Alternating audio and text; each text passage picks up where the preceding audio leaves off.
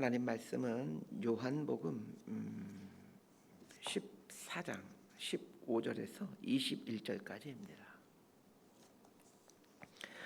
요한복음 14장 15절에서 21절까지 말씀 번갈아 가면서 읽습니다. 제가 먼저 읽겠습니다. 너희가 나를 사랑하면 나의 계명을 지키리라. 내가 아버지께 구하겠으니 그가 또 다른 보혜사를 너희에게 주사 영원토록 너희와 함께 있게 하리니 그는 진리의 영이라. 세상은 능히 그를 받지 못하나니 이는 그를 보지도 못하고 알지도 못함이라. 그러나 너희는 그를 아나니 그는 너희와 함께 거하시며 또 너희 속에 계시겠음이라. 내가 너희를 고아와 같이 버려두지 아니하고 너희에게로 오리라. 조금 있으면 세상은 다시 나를 보지 못할 것이로되 너희는 나를 보리니 이는 내가 살아있고 너희도 살아있겠음이라. 그날에는 내가 아버지 안에 너희가 내 안에 내가 너희 안에 있는 것을 너희가 알리라. 21절 함께 읽습니다. 나의 계명을 지키는 자라야 나를 사랑하는 자니 나를 사랑하는 자는 내 아버지께 사랑을 받을 것이요 나도 그를 사랑하여 그에게 나를 나타내리라. 아멘. 주님께서 십자가에 달리기 이전 몇 시간 전에 해주시는 말씀들을 배우고 있습니다. 예수님은 당신이 십자가에 달리신다는 것을 너무 잘 알고 계십니다. 그러하기에 십자가를 달릴 시간이 다가오자 제자들에게 참으로 소중한 말씀들을 전해주십니다. 특별히 요한복음은 예수님께서 잡히시기 전에 하셨던 행동과 말씀들 그리고 하셨던 기도에 대해 상세히 다루고 있습니다. 사람도 죽기 전에 사랑하는 가족들에게 해주는 말이 가장 하고 싶었던 말인 것처럼 예수님도 마찬가지인 것 같습니다. 예수님이 하신 모든 말씀이 다 생명의 말씀이고 진리의 말씀이지만 이 십자가에 달리기 전에 하신 말씀들, 행동들 또 하신 그 기도들은 특별한 의미를 갖고 있습니다. 예수님은 마지막 유월절을 지키기 위해 예루살렘으로 올라오시기 전부터 자신의 죽음에 대해 말씀하기 시작하십니다. 그럼에도 불구하고 제자들은 예수님의 죽음을 이해하지 못합니다. 예수님은 잡히시는 날 저녁에 반복해서 당신께서 붙잡히게 되는 것과 또 죽게 된다는 것을 말씀하십니다. 그러자 제자들이 심히 근심합니다. 예수님은 근심하고 있는 제자들에게 근심하지 말아라 말씀하십니다. 왜냐하면 예수님의 죽음은 아버지신 하나님께로 가는 길이요 또한 제자들의 초소를 마련하는 것이기 때문입니다. 예수님의 최종 목적지는 하나님이 계시는 아버지의 집이었습니다. 예수님의 삶은 천국을 최종 목적지로 삼고 살아가는 사람들에게 어떤 삶을 살아야 되는지를 보여주는 모범 답안이 됩니다. 그래서 어떻게 살아야 될까에 대한 어렵고도 이 광범위한 질문에 대한 답은 사실 의외로 간단합니다. 예수님처럼 살면 됩니다. 입니다. 예수님은 어떻게 사셨는지를 직접 눈으로 보지 못한 우리들에게 예수님이 어떤 삶을 살았는지를 알 수 있는 가장 좋은 것은 예수님이 하신 말씀입니다.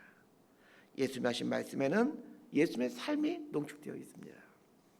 자, 15절에서 17절까지 말씀 함께 읽도록 합니다. 시작. 너희가 나를 사랑하면 나의 계명을 지키리라. 내가 아버지께 구하겠으니 그가 또 다른 보혜사를 너희에게 주사 영원토록 너희와 함께 있게 하리니 그는 진리의 영이라. 세상은 능히 그를 받지 못하나니 이는 그를 보지도 못하고 알지도 못함이라. 그러나 너희는 그를 아나니 그는 너희와 함께 거하시며 또 너희 속에 계시겠음이라. 예수님은 너희가 나를 사랑하면 나의 계명을 지키리라 라고 말씀하십니다. 주님을 사랑하기 위해서는 주님을 믿어야 합니다. 그래서 주님을 사랑한다라는 것은 주님을 믿는다라는 말입니다. 주님을 믿는다고 하면서 주님을 사랑하지 않는다는 것은 있을 수가 없는 일입니다. 왜냐하면 주님을 믿는다라는 것은 예수님께서 나를 사랑하셔서 내 죄를 위해 대속제물로 돌아가신 것을 믿는다는 것이기 때문입니다. 그러기에 주님을 믿는다라는 것은 반드시 주님을 사랑하는 것으로 귀결이 됩니다. 예수님은 나를 사랑하게 되면 반드시 나의 계명, 말씀을 지키게 된다라고 말씀하십니다. 말씀을 지키게 되므로 예수님을 사랑하는 것이 아니라 예수님을 사랑하게 되면 말씀을 지키게 된다라는 말입니다. 그러면 예수님을 믿고 사랑하게 되면 왜 주님의 말씀을 지키게 되는 것일까요? 16절이 말하고 있듯이 보혜사 성령이 우리와 함께하기 때문입니다. 예수님을 믿고 사랑하게 되면 반드시 우리 안에 보혜사 성령님이 오시게 됩니다. 성령 하나님은 우리로 하여금 하나님의 말씀을 지킬 수 있도록 격려하시고 힘을 주십니다. 이 보혜사라는 말은 헬라어로 파라클레토스라는 말입니다. 이 파라클레토스라는 단어는 파라칼레오라는 말에서 시작된 단어입니다. 파라칼레오라는 말은 옆에서 말하다라는 뜻입니다. 성령님은 누구입니까? 옆에서 말씀하시는 분이십니다. 예수님은 성령님을 가리켜 또 다른 보혜사 이렇게 말씀하고 있죠. 자, 성령님을 가리켜 또 다른 보혜사이다라는 말은 예수님 당신도 보혜사, 즉 옆에서 말씀하는 분이라는 뜻입니다. 제자들 옆에서 예수님은 계속해서 행동으로 말씀하셨고 또 표정으로 말씀하셨고 또 입으로 말씀하셨습니다. 예수님은 우리에게 또 다른 보혜사인 성령님을 보내주십니다. 뭘 하기 위해서 성령님을 보내주십니까? 우리 옆에서 우리에게 계속해서 말씀하도록 하기 위해서 성령님을 보내주십니다. 예수님을 믿고 사랑하게 되면 우리에게 오신 성령님께서 계속해서 우리에게 말씀하십니다. 무슨 말씀을 하실까요? 하나님의 말씀, 하나님의 계명대로 살 것을 말씀하십니다. 성령께서 우리 옆에서 계속해서 말씀하시게 이기적이었던 우리가 다른 사람들을 사랑할 수 있게 됩니다. 성령님께서 우리 옆에서 계속해서 말씀하시게 죄악을 행하기를 그토록 좋아하던 우리들이 죄지는 것을 멈추게 됩니다.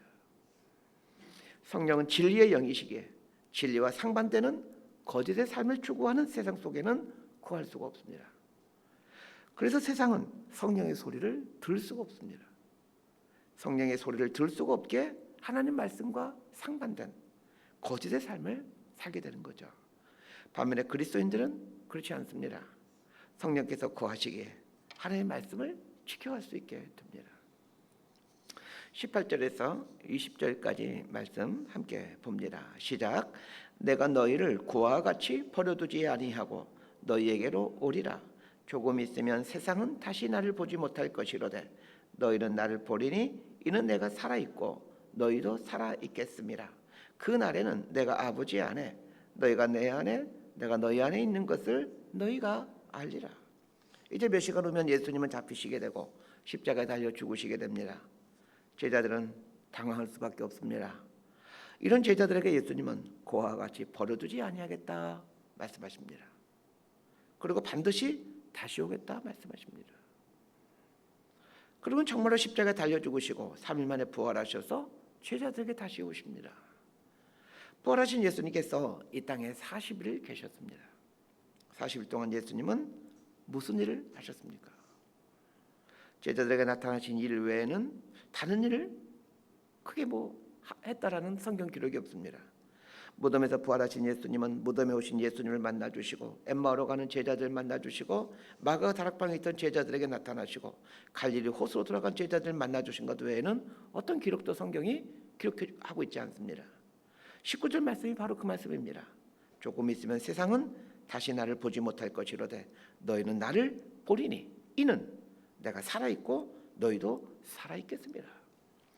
예수님이 부활하셨지만 세상은 여전히 죽은 예수님을 기억하고 있었습니다. 반면에 제자들은 어떻습니까?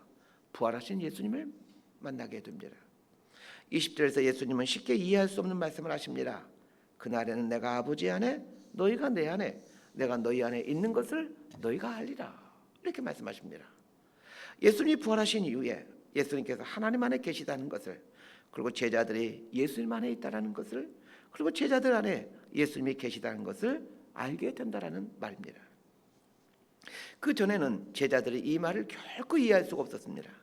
예수님이 하나님 안에 계시다는 것을 그리고 제자들이 예수님 안에 있다는 것을 무엇보다도 자신들 안에 예수님이 들어와 계신다는 것을 알지 못했습니다. 그러나 예수님이 부활하시고 성령님이 제자들에게 오시자 이 말의 의미를 깨닫게 됩니다. 자, 그러면 예수님이 부활하신 이후에야 예수님이 하나님 안에 있었고 제자들이 예수님 안에 들어오셨고 제자들이 예수님 안에 있게 되는 것일까요? 그렇지 않습니다. 태초부터 예수님은 하나님 안에 계셨고 태초부터 제자들은 예수님 안에 있었고 태초부터 제자들 안에 예수님이 계셨습니다. 다만 그것을 알지 못하고 있었을 뿐입니다. 그래서 예수님은 20절 하반절에서 너희가 알리라 이렇게 말씀하시는 겁니다. 바울은 에베소서 1장 4절에서 이렇게 고백합니다. 곧 창세전에 그리스도 안에서 우리를 택하사 우리로 사랑 안에서 그 앞에 거룩하고 흠이 없게 하시려고. 창세전부터 그리스도 안에 우리가 있었다. 이렇게 바울이 얘기를 합니다. 바울이 깨달은 것이 무엇입니까? 자신이 창세전부터 그리스도 안에 있었다라는 것을 깨닫게 됩니다. 그러면 이 사실을 언제 깨닫게 됩니까? 바울 자신이 창세전부터 그리스도 안에 있었다라는 이 사실을 언제 깨닫게 됩니까? 예수님을 만나고 나서입니다. 예수님을 만나기 전에는 창세전부터 자신이 예수님 안에 있었다는 것을 전혀 알지 못했습니다. 예수님을 만나고 난 이후에야 자신의 창세전부터 예수님 안에 있었다는 것을 알게 됩니다. 우리도 마찬가지입니다. 예수를 만난 이후에야 우리가 창세전부터 하나님의 계획 안에 있었다는 것을 알게 됩니다. 복음 중에 복음이라고 하는 구절은 요한복음 3장 16절입니다. 하나님의 세상을 이처럼 사랑하사 독생자를 주셨으니. 하나님의 세상을 너무 사랑하셨습니다. 독생자를 주실 만큼 사랑하셨습니다. 그런데 어느 때에 이 세상이 이 하나님의 사랑을 깨닫게 됩니까? 예수님을 만날 때입니다. 예수님을 만날 때 비로소 창세전부터 하나님의 세상을 그리고 자신을 사랑하고 있었다는 것을 알게 됩니다. 우리 21절부터 우리 내일 본문이지만 24절까지 함께 보도록 하겠습니다. 시작. 나의 계명을 지키는 자라야 나를 사랑하는 자니 나를 사랑하는 자는 내 아버지께 사랑을 받을 것이요 나도 그를 사랑하여 그에게 나를 나타내리라. 가로진 아닌 유다가 이르되 주여 어찌하여 자기를 우리에게는 나타내시고 세상에는 아니하리 하시나이까. 예수께서 대답하여 이르시되 사람이 나를 사랑하면 내 말을 지키리니 내 아버지께서 그를 사랑하실 것이요 우리가 그에게 가서 거처를 그와 함께 하리라. 나를 사랑하지 아니하는 자는 내 말을 지키지 아니하나니 너희가 듣는 말은 내 말이 아니요 나를 보내신 아버지의 말씀이니라. 예수님께서 반복해서 나의 계명을 지키는 자라야 나를 사랑하는 자다라고 말씀하십니다. 사실 예수님이 해주시는 이 말씀은 다른 복음서에는 없는 말씀입니다. 예수님께서 붙잡혀 십자가에 달리기 전 바로 몇 시간 전에 해준 말씀이기에 정말 중요한 말씀임에도 마태복음, 마가복음, 누가복음에서는 1절 이 말씀이 기록되어 있지 않습니다. 왜 공관복음에서는 단 한마디도 언급되어 있지 않는 이 말씀이 요한복음에서는 아주 비중 있게 다루고 있는 것일까요? 요한복음은 다른 복음서와는 조금 차이가 있습니다. 가장 큰 차이는 기록된 연대가 확연히 차이가 난다는 것입니다. 다른 복음서는 주 5, 60년경에 기록이 됩니다. 예수님 부활 승천하신 후 이 땅에 교회가 생겨나게 되는데 그때가 주 30년경입니다. 주 30년경에 예루살렘 교회가 생겨나게 되고 몇 년 후에 안디옥 교회가 생겨납니다. 그리고 40년경에서 50년경에 사도 바울에 의해 적지 않은 교회들이 생겨나죠. 이런 교회를 초대교회라고 부릅니다. 주 60년경에 공관복음인 마태, 마가, 누가복음이 기록이 됩니다. 왜 60년경에 기록된 공관복음에는 오늘 본문에서 반복해서 강조하고 있는 나의 계명을 지키는 자라야 나를 사랑하는 자다와 같은 이런 말씀들이 없는 것일까요? 60년경에 신앙생활하고 있었던 그리스도인들, 즉 초대교회 성도들은 이 말씀이 필요 없는 사람들이었습니다. 무슨 말이냐면 그들은 정말로 예수님의 말씀을 생명처럼 지켰습니다. 세상 사람들이 안디옥 교회 성도님을 보면서 그리스도인이라고 부릅니다. 세상 사람들이 예수 믿는 사람들을 보면서 저 사람들은 예수하고 똑같아. 어쩌면 저렇게 그리스도처럼 똑같이 살지? 그래서 붙여준 별명이 크리스토토스. 우리말로는 그리스도인이라는 말입니다. 주 60년대까지만 하더라도 그리스도인들은 정말 예수님 말씀대로 살았습니다. 그러나 요한복음이 기록될 한 90년 어경에 성도들 믿음이 점점 퇴색해 가기 시작합니다. 예수님을 믿는다고 하지만 예수님 말씀과는 무관한 삶을 살아갑니다. 그래서 사도 요한은 다른 공관복음에서 말해주지 않는 이 예수님 말씀들을 자세히 말해주고 있는 겁니다. 그렇다면 오늘날 우리 그리스도인들의 생활은 어떻습니까? 정말 우리는 예수님의 말씀을 지키고 있습니까? 오늘 대부분의 그리스도인들은 교회에 다니는 것으로 신앙생활을 정의하려고 하지 예수님의 말씀, 하나님의 말씀을 지키는 것으로 신앙생활을 정의하려고 하지 않습니다. 무슨 말이냐면 우리가 사람들, 신자들이 나 신앙생활해, 혹은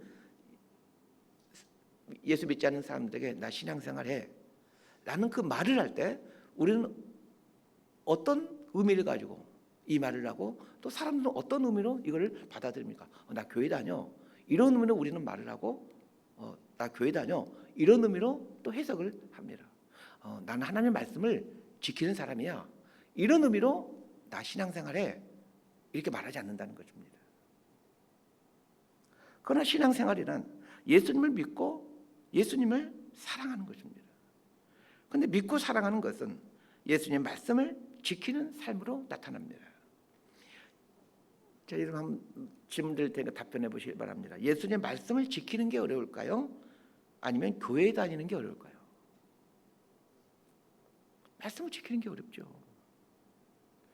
자, 그러면 또 질문합니다. 말씀을 지키는 것이 신앙생활일까요? 교회에 다니는 것이 신앙생활일까요?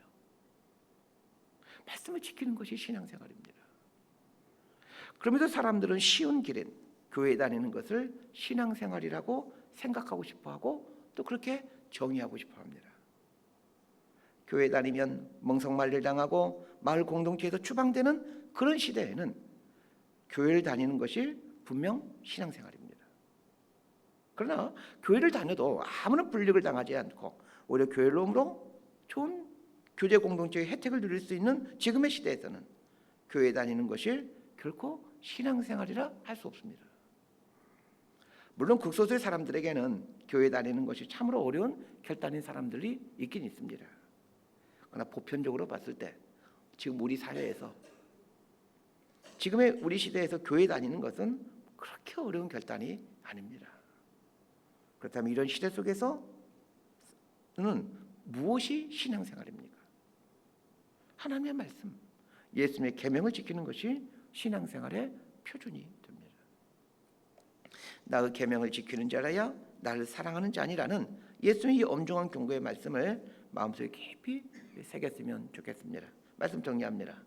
주님을 믿는다라는 것은 주님을 사랑하는 것이요, 주님을 사랑하게 되면 반드시 주님 말씀을 지키며 살게 됩니다.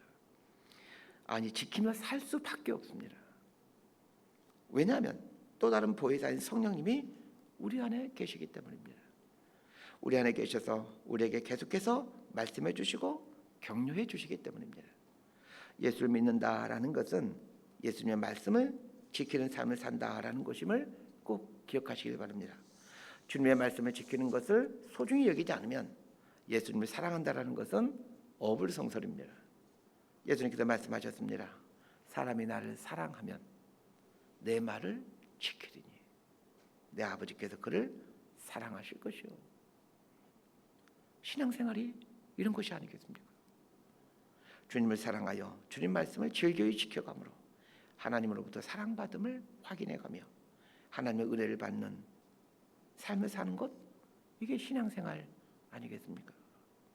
이러한 신앙생활을 해나가게 되는 저와 여러분의 삶이 되기를 진심으로 소망하고 축복합니다. 기도하겠습니다. 하나님 아버지, 우리에게 보혜사 성령님을 보내어 주셔서 우리가 예수님 안에, 예수님이 내 안에 계심을 알게 하시니 감사드립니다. 날마다 우리 삶이 주님 안에 있음을, 주님께서 우리 안에 있음을 확인하며 주님께서 말씀하신 계명들 즐거이 순종하며 하나님으로부터 사랑받아가는 저희의 삶이 되게 하여 주옵소서. 예수님의 이름으로 기도드리옵나이다.